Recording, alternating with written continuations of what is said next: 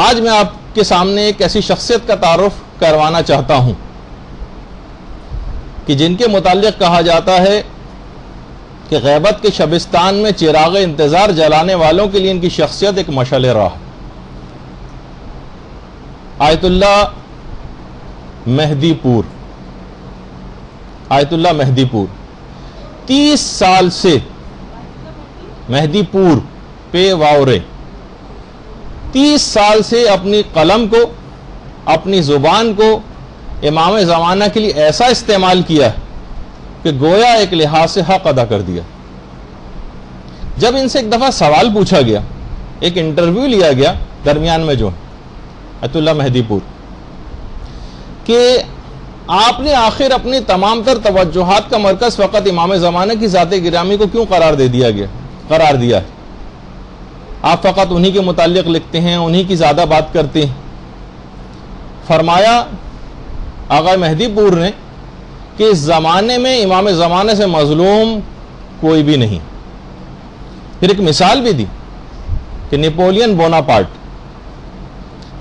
Bonaparte اگر دیکھا جائے تو لاکھوں جرائم اس کے ہیں, نہ یہ کوئی ماڈل ہے, نہ یہ کوئی نمونہ ہے, نہ اس کی کوئی سیرت ہے, نہ اس کا کوئی کردار ہے اگر دیکھا جائے, اور نہ جانے کتنی سینکڑوں اور ہزاروں کتابیں نیپولین بوناپارٹ کی سیرت پہ لکھی جا چکی. لیکن یہ حجت خدا, آدم سے لے کر خاتم تک جو تمام انبیاء کا تنہا وارث, اس پر جتنی بھی کتابیں اب تک شائع ہوئی ہیں یا غیر مطبوعہ ہیں, پبلشڈ اور ان پبلشڈ, ان سب کتابوں کو بھی اگر جمع کیا جائے تو ان کی تعداد 3000 سے زیادہ نہیں.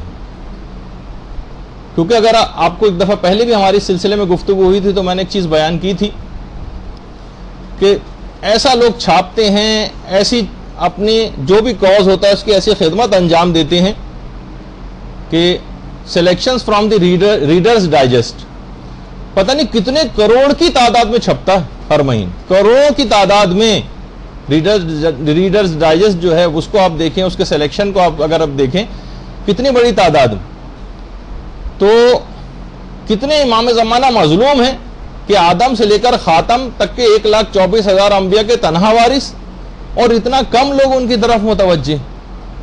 انہوں نے کہا ایک وجہ اور بھی, میں نے کیوں یہ کام شروع کیا امام زمانہ کے متعلق, کہہ رہے ہیں آج سے تقریباً 20 سال پہلے میں نے خواب دیکھا تھا. ایک خواب, خود فرماتے ہیں اگرچہ خواب حجت نہیں ہوتا لیکن کبھی کبھی خواب رہنما ثابت ہوتا ہے اور زندگی میں نور داخل کر دیتا ہے. ہر دفعہ نہیں, جیسے کہ چھوٹے موٹے الٹے سیدھے قسم کے خواب آپ لوگوں کو آتے ہیں تو فوراً تعبیر پوچھنا شروع ہو جاتے ہیں اس کی. نہیں, کبھی کبھار ایسے خواب ہوتے ہیں کہ واقعاً اور رہنما ثابت ہوتے ہیں اور زندگی کے اندر ایک نور داخل کر دیتے ہیں. میں نے خواب میں دیکھا کہ پیغمبر اسلام اور امیر المومنین علیہ الصلوۃ والسلام بیٹھے ہوئے ہیں.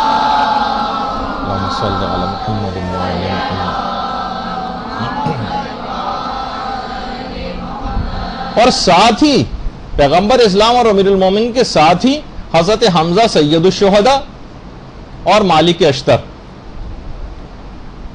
اشتر یہ بھی ان کے ساتھ ہی بیٹھے ہوئے ہیں کہ مالک اشتر کی قبر ہے آپ کے سامنے. اور مالک اشتر اور حضرت حمزہ خطیب اور ذاکرین کی ایک لائن لگی ہوئی ہے اور اس میں اس قطار میں سب لوگ کھڑے ہوئے ہیں اور حمزہ اور مالک اشتر سب کو نمبر دے رہے ہیں. کہہ رہے میں مطمئن تھا, میں بھی قطار میں لگا ہوا تھا. اس زمانے میں جوان تھا اور خوب مطالعہ بھی کرتا تھا. ظاہر ہے کہ مدرسۃ القائم میں تو داخلہ نہیں لیا ہوا تھا کہ یہاں آنے کے بعد کتابوں وغیرہ پڑھنے کے اوپر پابندی لگ جائے. یعنی کہ جیسے کہ ظاہر ہے کہ اتنے عرصے سے آپ کی خدمت انجام دے رہے ہیں, معلوم تو چلتا ہے نا کتنی خواتین کتابیں پڑھ رہی ہیں, لائبریری سے کتنا استفادہ کر رہی ہیں. یہاں تو ہمیں یہ والی صورتحال زیادہ آپ لوگوں کی نظر آتی ہے جیسے تالا لگا دیا گیا اور کتابیں پڑھنا بالکل موقوف کر دی. کہتے ہیں میں خوب مطالعہ بھی کرتا تھا اور میں مطمئن تھا کہ مجھے تو بہت ہی اچھے نمبر ملیں گے. مفید تقریریں کرتا تھا اور میں اطمینان میں تھا کہ کم سے کم 90 نمبر تو 100 میں سے مجھے ضرور ملیں گے. میں حضرت سید الشہداء کے پاس جب پہنچا تو حضرت سید الشہداء, کیونکہ حضرت حمزہ کا بھی ایک لقب سید الشہداء جب امام حسین کے بعد پھر مخصوص ہو گیا ہمارے امام حسین کے لیے، لیکن بہرحال ان کا بھی ایک لقب ہے۔ میں ان کے پاس جب گیا تو دیکھا کہ مجھے 60 نمبر دیے، 60۔ میں نے ان سے تو کچھ نہیں کہا، وہ اپنی کاپی لے کے میں پیغمبر اسلام کے پاس آیا کہ اور شکایتاً میں نے کہا کہ یا رسول اللہ دیکھیے اتنے کم نمبر سے 60 نمبر مجھے حضرت حمزہ نے دیے۔ پیغمبر نے کہا کہ جاؤ میرے چچا حمزہ ہی سے جا کر دریافت کرو کہ ایسا کیوں کیا ہے۔ میں دوبارہ حضرت حمزہ کے پاس آیا، کہا کہ اتنے کم نمبر؟ فرمایا تم ہر حوالے سے تقریر تو بہت اچھی کرتے ہو، البتہ ایک چیز کی کمی ہے، تم اپنے زمانے کے امام کے متعلق بہت کم گفتگو کرتے ہو۔ اچھا، کہہ رہے ہیں کہ بس اس کے بعد کہا کہ میں اس کے بعد خواب سے بیدار ہوا اور اس کے بعد میں نے عہد کر لیا کہ اپنی تقریر کا تیسرا حصہ امام زمانہ علیہ السلام کی ذات گرامی کے لیے مخصوص کر دوں۔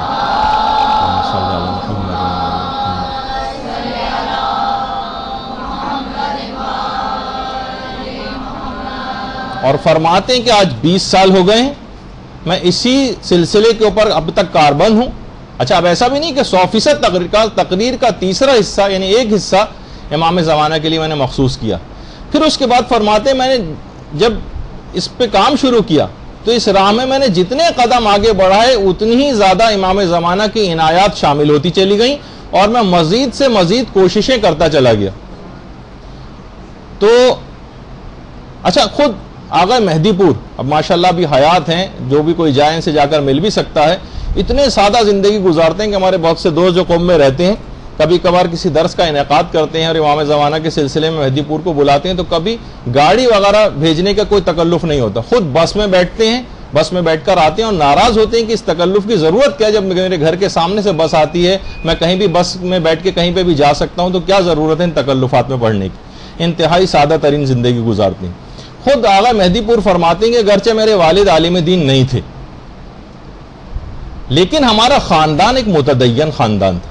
دیکھیے، خاندان کو دیندار بنانا بھی ایک اہم چیز ہوتی، گھر میں جب ماحول اس قسم کا ہوتا ہے تب اس قسم کے لوگ جا کر آپ کو معاشرے کے اندر نظر آتے ہیں۔ کہنے 7 سال کی عمر سے البتہ میرے گھر والوں نے مجھے مدرسے میں داخلہ دلوا دیا تھا، یعنی کم عمری سے مدرسے میں جو جانا شروع کرتا ہے وہی اتنے بڑے کارناموں کے اوپر فائز ہوتا آپ کو نظر آئے گا، اتنے بڑے کارنامے کرتا نظر آئے گا۔ تو کہہ رہے ہیں اس کے بعد خیر پھر میں بڑا ہوتا گیا، یہاں تک کہ جب حضرت آیت اللہ محسن الحکیم، آیت اللہ محسن الحکیم ہے آپ کے سامنے، یہ جب ان کی وفات ہوئی، جس وقت آیت اللہ محسن الحکیم کی وفات ہوئی ہے تو پورا گویا ایک حکومت اور حکمرانی تھی عالم تشیع پر آیت اللہ محسن الحکیم۔ تو کہہ رہے ہیں اسی زمانے میں ہم نے تبریز میں ایک مجلس ترہیم رکھی آیت اللہ محسن الحکیم کے لیے، وہاں پر مجھے خطاب کا موقع دیا گیا۔ تو کہہ رہے ہیں وہ حدیث جو پیغمبر اسلام سے بھی ہے، چوتھے امام سے بھی ہے، چھٹے امام سے بھی ہے اور خود امام زمانہ علیہ الصلوۃ والسلام سے بھی، اللہم صلی علی محمد و علی محمد،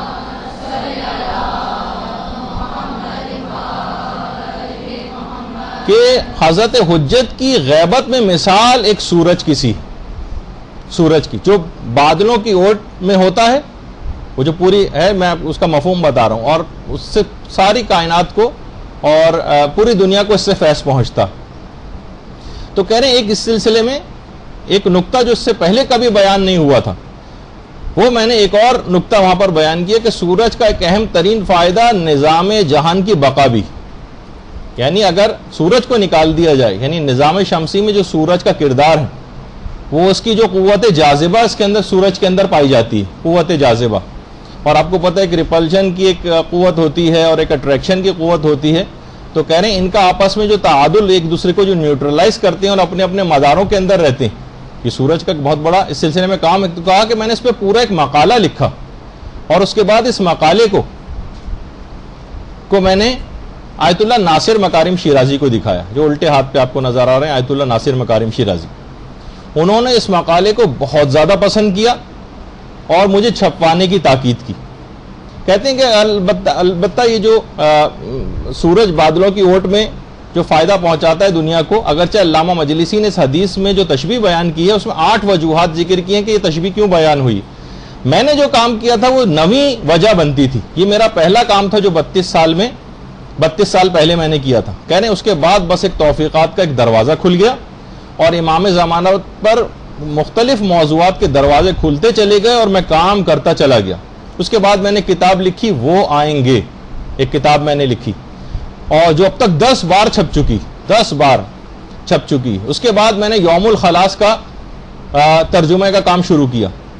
2 جلدیں ہیں یوم الخلاص کی اور شیخ کامل سلیمان کی، اور 1300 سے زیادہ صفحات ہیں اور اس میں 18,500 احادیث پر میں نے اعراب لگوائے. 18,500. اور آپ نے دیکھا ہوگا کہ ہر کتاب کے شروع میں ایک انڈیکس ہوتا ہے. میں نے 18 قسم کی فہرستیں تیار کی اس کے لیے، اس میں لگوائیں، کیونکہ کام اس سے پہلے کبھی بھی نہیں ہوا تھا جس سے یہ کتاب انتہائی مفید ہو گئی. کوئی شخص چند منٹ میں ہی اپنا موضوع اس میں تلاش کر سکتا ہے ان فہرستوں کو دیکھنے کے نتیجے میں. کہہ رہے ہیں اس کے بعد پھر میں نے کتاب یوسف زہرا بھی لکھی، یوسف زہرا. اور امام پر جو 40 احادیث تھیں جس میں 40 کتابوں اور 40 مصنفین کا تعارف کروایا گیا تھا وہ میں نے لکھی، جس میں 40 احادیث ذکر ہوئی ہیں. اس کی تمہید میں جو لفظ اور کلمہ ہے 40، اس کی 40 احادیث سے میں نے تشریح کی جس میں 40 کا لفظ ذکر ہوا. اور ان تمام کاموں کے سلسلے میں نے یورپ کا دورہ کیا، ترکی کا دورہ کیا، اور استنبول کا جو کتب خانہ سلمانیہ ہے اس میں 4 لاکھ قلمی نسخے ہیں، جس سے زیادہ یعنی پرنٹڈ بھی نہیں، ہاتھ سے لکھے ہوئے. وہ میں نے ان سب کو چیک کیا، امام زمانہ کے سلسلے میں احادیث نکالی، اور اس کام میں مجھے 20 سال لگ گئے. 20 سال کتب خانہ سلمانیہ میں 4 لاکھ قلمی نسخوں کو چھان چھان کے 20 سال وہاں پہ انہوں نے گزارے. اور یہ بھی آغا مہدی پور فرماتے ہیں بہت اہم بات کہ دیکھیے ایک طبعی بات ہے کہ کوئی بھی امام زمانہ کے حوالے سے جب بھی کوئی خدمت انجام دیتا ہے یا کوئی بھی مخلصانہ کام کرتا ہے تو ان کی خوشنودی اس شخص کے اوپر اور ایک خصوصی توجہ اور عنایت امام زمانہ کی اس شخص پر ہونے لگتی. اللہم صلی علی محمد.